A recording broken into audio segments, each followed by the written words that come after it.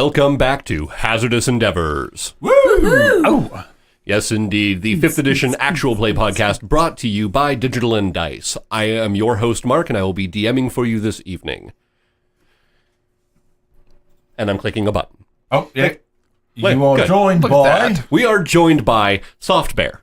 Woo! Soft Bear! One of my Soft favorites! Hi, Soft Bear. Oh, hi, Soft Bear. For those of you listening to the podcast version, Wizard James unfortunately has a scheduling issue and he will not be joining us for a little while he works through those things. But instead, Soft Bear will be taking his place for now. But also joining us today is the Lady Crass. Oh, hey.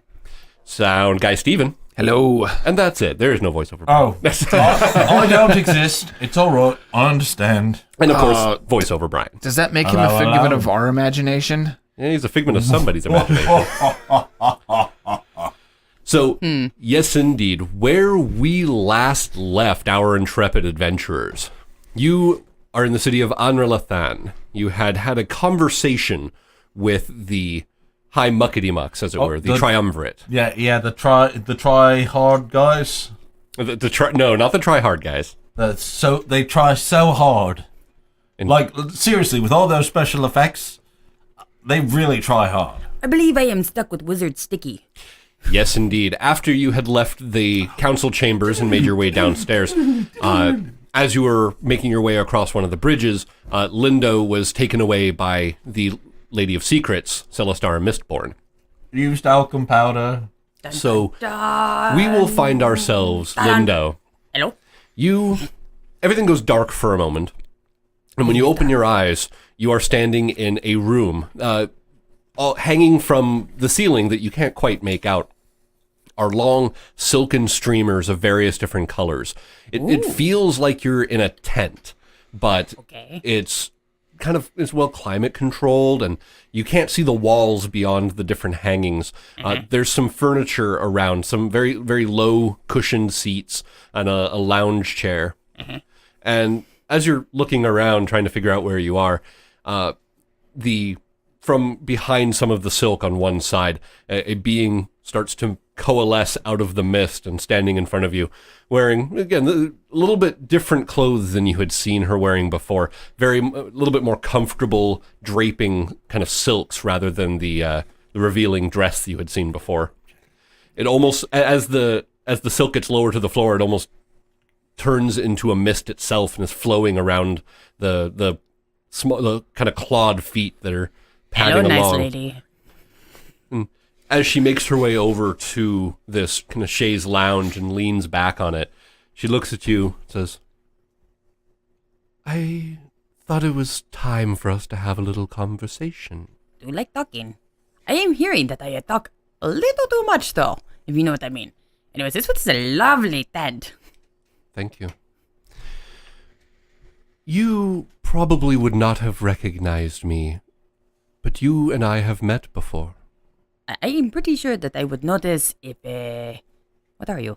A tiefling? Yes. A tiefling? You Wizard. might possibly Sorcerer? recognize me instead as... And she makes a little bit of a dismissive gesture, and sitting in the chair is a robed figure, dark hooded.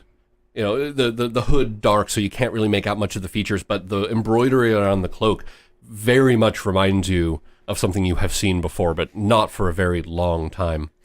Lindo looks at the figure and thinks real hard and keeps looking like he is thinking very hard. It leans forward and it says, "It's been a long time, Edwin." Aha. Oh. Hello. Hello. As it stands Hello. up, the illusion dissipates and the Lady of Mist is standing there again. Says, "Yes. You were on a job for me, and you Yep. unfortunately failed." I didn't. Okay. I didn't so much as fail. Okay. I just kind of left. You know. It's gonna be okay. You know. It's I can always go back. Yes, you can and will. Yeah, no, that's great. Except for I'm kind of with this party and we're doing a thing with people. nice people. Yes, well, your journey will, of course, take you back into Artemsia, and when you make your way back to the city of Davenport, you will continue your mission. You will acquire the amulet for me. Last time I checked, though, the amulet had a little bit of a trick to it. You know, and I'm not quite sure how to get it off said princess. That was your job. That is not my concern. You must bring it to me for our agreement to be fulfilled. Okay, so the agreement was lots of money, right? Right? More than you can imagine. Right, okay. Lots of money for a necklace that is on said princess. But, you know, last time I went to go try to take it off, we found out that it could kill her. So I'm not really into that whole murder thing. I mean, on purpose. Like, I have killed people. If you, of course, can find other ways of doing it, by all means, do so.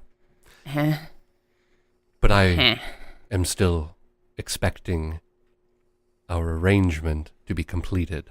Oh, what happens if we just put a little cancellation on that? Edwin, this is not something we can negotiate. Okay, yeah. The job must be done. No, that's fair. When you arrive in Artemsia, you will acquire it however way you wish to. And we can part. Business partners, if you will. Business partners. Haha.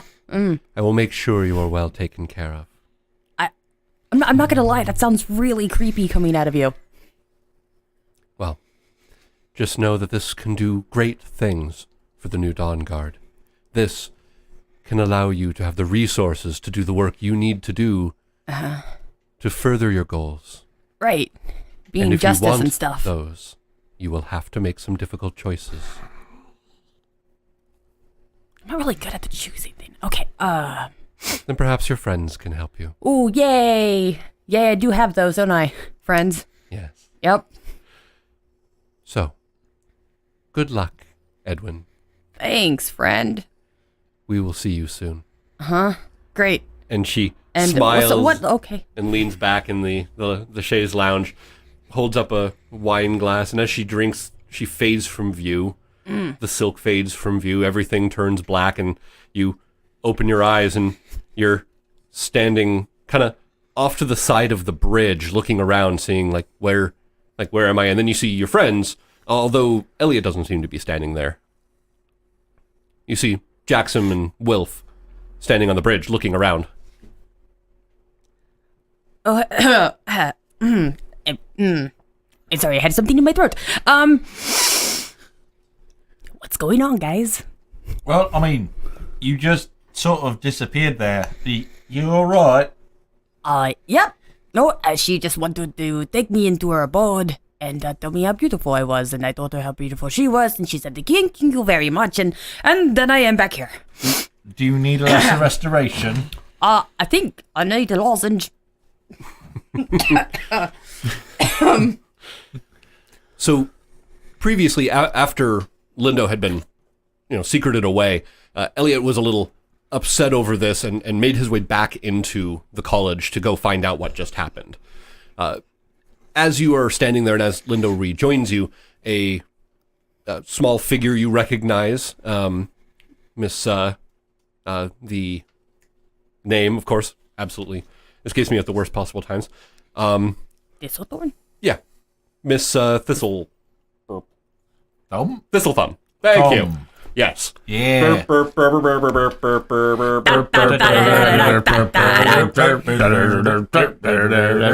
Thistlethumb. Yes. She comes walking out. Sorry, it's been a couple weeks. But she comes out and smiles nervously, but says, "I am here to inform you that there is some urgent duties that we have. I guess the word would be co-opted Elliot for." Some things we need his expertise on. So for the time being, he will be working with us. We will, of course, send him along as soon as his duties are finished, but... Right. It's a bit disconcerting. You want to elaborate? Do If you you come back for him later? Or We will send him along. We have methods, but we need, proof or something, right? as it stands right now, I can't elaborate anymore. It is a fairly delicate matter. Oh, you're not telling us because we're not we're the sort of the non-magic, non-citizen thing. Underlings. Yeah. I believe the word is underlings. I'm magic. Well, I'm magic too, but I we're not am magic enough for this Not place. magical. No, you're not. I am not the magical. Never tell yourself that. You seduced a book, and you let that book know that book doesn't need to be afraid. I mean, I have to magic on the ask inside, for the yes. things that book needs. A glowing personality. I was about to say that was sheer force of personality. Yeah, well, see, the thing is, that's actually how I do magic. So, if you would be so kind, though, we have a boat waiting, the ship that is going to be taking you where you need to go. Oh, good, a ship. That sounds fantastic. Yes, I love ships. Paylor will guide us where we need to go. Well, for now, I will, and then from there, Paylor. Yeah. Yay, for Paylor! She, dink. Ha ha! And she starts leading you down into one of the areas of the city. You pass actually by through some of the warehouse areas that a couple of you recognize. And Oh, look, that's the place where we went and we righteously saved an angel. That is right. We did save an angel. And Very also righteously. an imp. That was you. I saved an imp. The less talked about that, the better. you are led down through We also exposed the criminal, the absolute criminal. Yes, sorry. Yes, that's fine. No, Oh, right. but you're led down to some of the lower parts of the city where the floating islands are a little bit closer to the water underneath, and you step onto a fairly large platform where you see various crates and barrels and stuff like that piled up around the edges, and the whole platform, after you guys get on it, starts to lower down, and after a few minutes, you are at water level below where the waterfalls have come down, the water is settling, and you see a series of docks down here, and you couldn't see them from above because of the mist from the surrounding waterfalls that kind of perpetuated the whole area. But down here, things are a little bit soggier, but you can definitely see a series of decently sized docks stretching out. I was going to say, it seems so moist down here. Moist. Yeah. She leads you over to a ship, two-mast ship, and she motions to it and says, "This is the Merrill Breeze, and it will take you where you're needing to go. But as previously stated, they will be making a stop at an island for research purposes before taking you on to Artemsia." Righto. I mean, what's the worst thing? It's not like, the waters are teeming with pirates or anything. You know me, She I'm always chuckles. willing to study. Luckily, the southern coast is fairly safe. We haven't seen much in the way of any sort of piracy there for many years. Now, Lindo, I'm sure there's some research assistance you can hit on. Research. What? No. Yeah, come on, these are grad students. Okay. They need to unwind a bit. Thank you. I think I also need to unwind a bit. Thank you so much, Mistress Thistleton. Of course. I guess we get on because they probably want to kick us out of the town. I wouldn't say kick you out, the but two of you. you have business to attend to, and so do we. So, best of luck. Farewell. Safe travels And she waves to you as you board the boat, and for us. yeah, you get on there, and a couple of the different deckhands are going about their business, and most of the people on the ship are just normal kind of sailors, doing their thing, taking care of what they need to. Although there's a group of younger mages who are going about making sure that other things like research materials and stuff, crates that are attached down, some of them fussing over different things like, oh, no, don't lift that, here, let me, like moving it with mage hand or moving things around with magic just so that the deckhands themselves aren't manhandling them. But you guys make your way on. They don't pay you much mind. To the people, to the researchers, you're basically other passengers. You're not there for what they're for. So they don't really come over and start talking to you. They're more just kind of looking at you and going, huh, okay. Time to whip out the guitar, if you know what I mean. Well, I mean, let's talk to the captain before we start distracting the crew, I guess. We'll do that soon. I promise. So you find a individual standing up towards the top deck. Elven male says, introduces himself as Captain Tarville, and says that he will, of course, make sure that you are brought to your destination as needed. And, of course, if you would be kind enough to locate your bunks downstairs, you have a room, and there are 3 hammocks there. Should be more than enough to keep you for the journey. Excellent. That sounds fantastic. Dish? Yeah. Fantastisch. It's a fancy way of saying it. Is it? Yeah. Fantastisch. Fantastisch. Already you sound more, Fantastisch. Place for me to bunk, place for me to drop my gear, and a place for me to pray. That's all I need. Okay. All right, so Captain Tarville basically leaves you to do what you need to do, and you guys set off.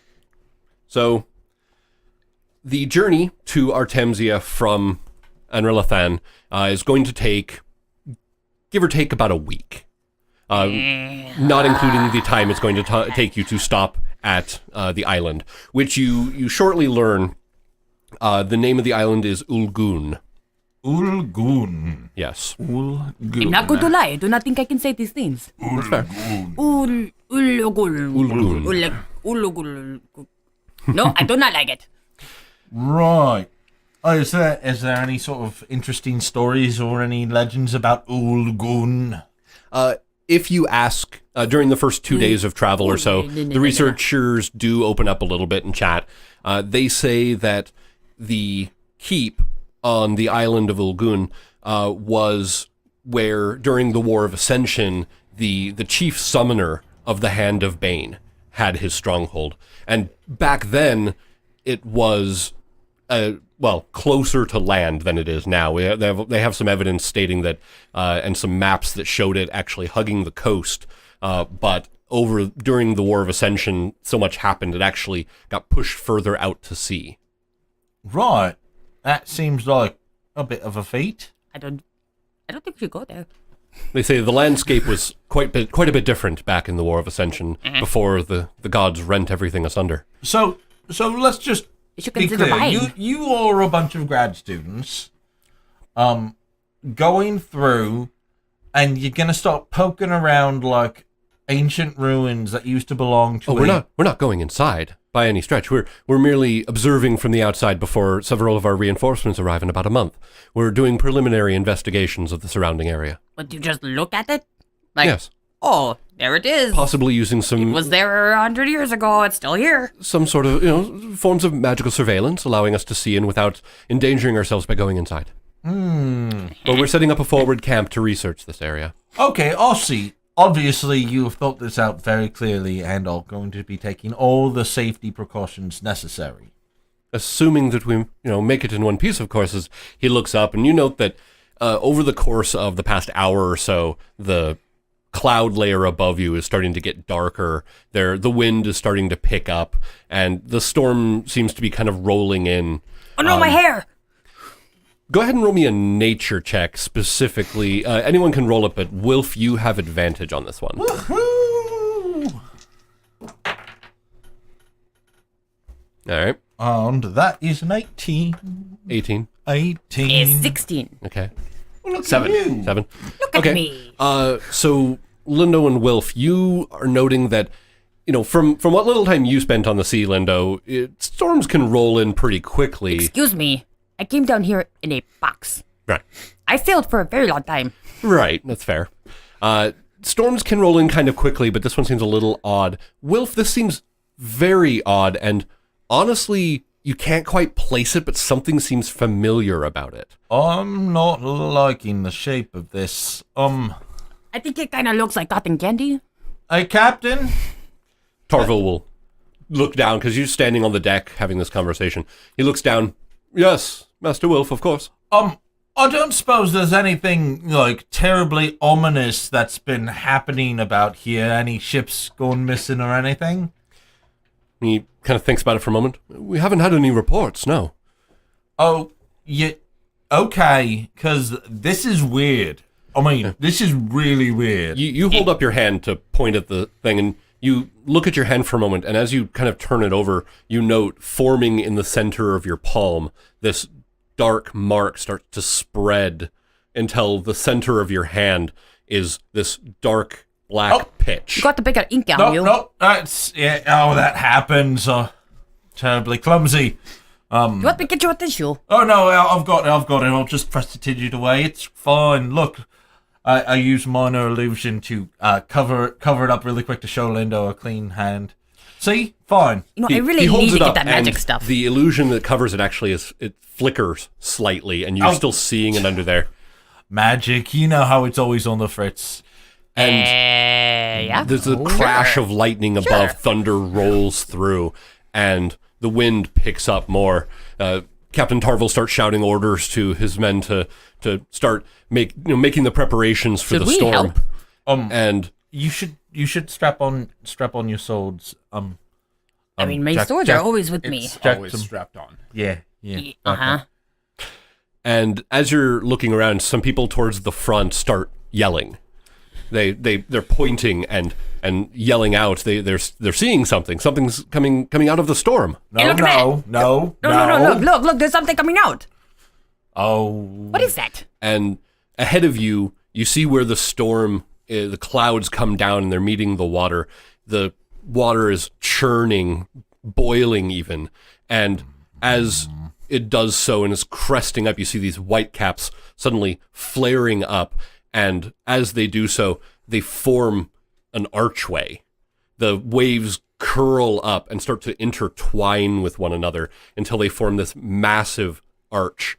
And the middle of it flashes a brilliant red. Uh-oh. And suddenly from the inside of it, you see a figurehead starting to come out of a ship. No. That is not good. A dark, scorched, black wooden figurehead followed very quickly underneath. Attached under it, you see this massive skull, a humanoid skull with sharp teeth, open wide, and underneath it you see this rib cage of We gotta go. a giant snake has been attached down the front of the ship. Okay, we got to go. We have to go now. And within a few moments, the ship itself makes its way through the archway, and you're seeing black, tattered sails. You're seeing the ship itself it must be covered in some sort of pitch or something. It's dark wood. You see it bristling with various different cannons and other weaponry. And the front of it, as it breaches through the archway, the skull, the mouth opens wider, and you're starting to hear the shrieking wail that carries over the water. Crew, take up arms, make ready! No, we run now! Push all the people off. Push the people into the water. No. Captain Tarvel is standing up at the helm, and he's dropped both his arms to his side, and he's staring in abject terror. And after a few moments of you guys yelling and trying to get people, he looks around. We run! That's Black Spine! And, Okay, wait, you just said there was nobody here. and people start to scatter. They're shrieking and yelling as they start to gather up. The ship starts to turn as this ship. And Wilf, you absolutely recognize this ship. It's the Necrophidian! Yeah, the last time. I'm sorry. The last time you had seen this ship, I believe, was your wedding. Yeah. Oh, we need to run. I'm going to go and use the pilot C thing to try to increase the speed of the ship. Okay, so you run up and you start to try to help out. The captain at this point has snapped out of his fugue state and is now rushing about trying to do that. Go ahead and what did you roll for profession sailing? A profession sailing that was at Dex. I will call it Dex for this point because you're assisting that way. That would be a 16. A 16? Okay. You guys buckle down and start doing what you can to get everything under control. The ship turns and starts to use the wind from the storm to pull it away as the Necrophidian, against the wind, starts to catch up. And you note that even though the wind is coming towards it, its sails fill with something from behind. I don't suppose this ship has any sort of like magical gun or anything, because it's getting in really close to range of those long nines. He looks around and he looks at the cannons, but then looks at the researchers and says, Go! Defend the ship! Yeah, magic at them! Magic at them! Do your wizard thing! Light them on fire! To which they start running up towards the back of the ship and start muttering incantations and throwing various spells down towards the ship. As it's coming towards you, you see some of the very recognizable spells, like the fireballs and such, they're starting to fly towards them, and just as they're about to hit, they just dissipate into nothingness. And you see standing towards the front of the ship, kind of hanging on to the side of it, is a man. And the man is wearing a long, flowing coat. I mean, he has edged style. in gold. You see a sharp, kind of long beard down in a single braid. And good beard trimming. The head, his head is, even from here you can see, is tattooed down just over the top and down the back, as his eyes, which are glowing this fierce red, as he's holding onto a rope, leaning off to the side and laughing. His echoing laugh mixing in with the shrieking coming from the skeletal head, echoing over the waves at you. And charisma. Look at that entrance. How far would you say away he is at the moment? He's probably about 200 feet or so, and catching up. I could only hope for such an entrance. Okay, you should tell me when he gets to 120 feet. Okay.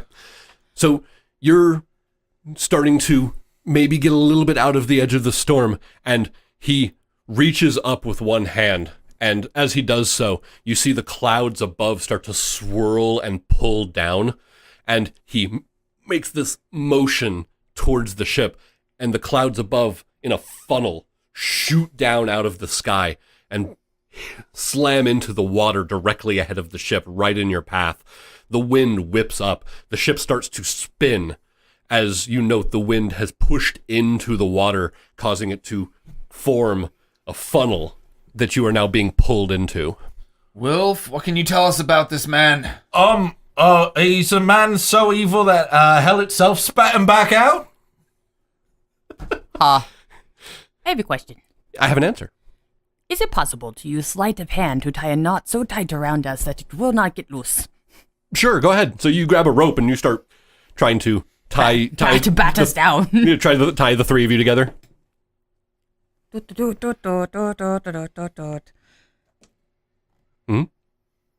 21.